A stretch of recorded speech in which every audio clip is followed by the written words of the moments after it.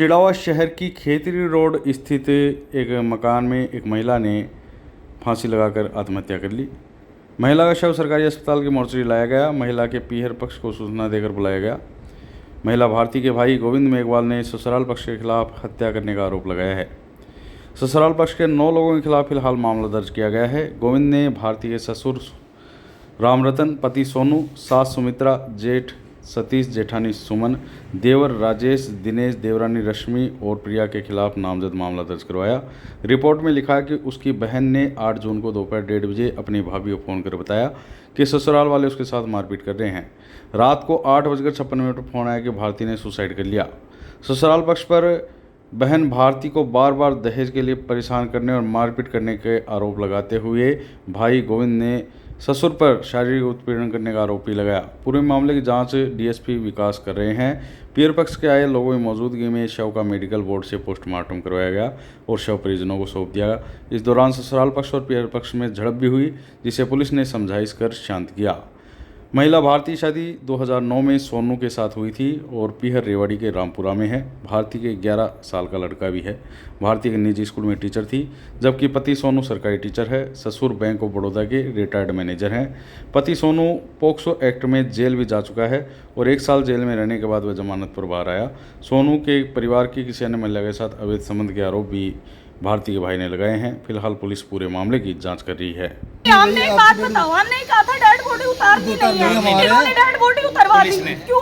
Police को बुला के पता नहीं क्या साठ गांठ के इन्होंने बॉडी उतरवाई है वहाँ से। क्या पता सुसाइड नोट हो, क्या पता वहाँ पे क्या कंडीशन थी लड़के की, क्या पता वहाँ पे कुछ ऐसे एविडेंस हो जो मिटाए गए हो। सुसाइड बना दिया, क्या पता सुसाइड नोट हो, हमें कैसे पता? हम कैसे मान ले कि हमारी लड़की ने सुसाइड नोट नहीं लिखा? लिखा होगा, 100% लिखा होगा, लेकिन एविडेंस मिटाए गए हैं। हमने डीजीपी तक कंप्लेंट करी, जब जगह एफआईआर दर्ज करी इन्होंने।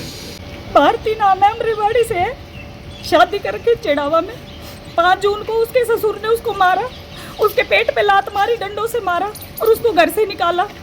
6 जून को हमारे पास गई वहाँ पे। अब वो 20-25 दिन से वहीं रुक रही थी।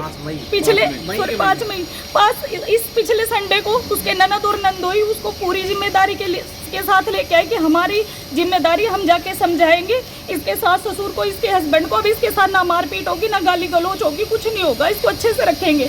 ले आए।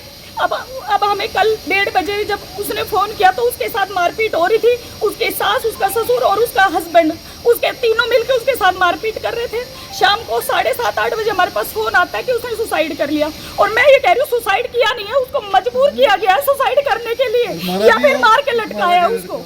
ये 2 ही कंडीशन हो सकती है। क्योंकि एक बात बताओ, उसका एक बच्चा है 11 साल का, अच्छी पढ़ी लिखी लड़की है, जॉब टीचर की वो जॉब करती है, क्यों सुसाइड करेगी? क्या था उसके पास सुसाइड करने पर? इन्होंने जीना आराम कर रखा था उसको ऐसे कर रखा था, इतना टॉर्चर कर रखा था उसको, हद से ज्यादा टॉर्चर। सास अलग मारती है, ससुर अलग मारता है, देवर अलग मारता है, हस्बैंड अलग मारता है।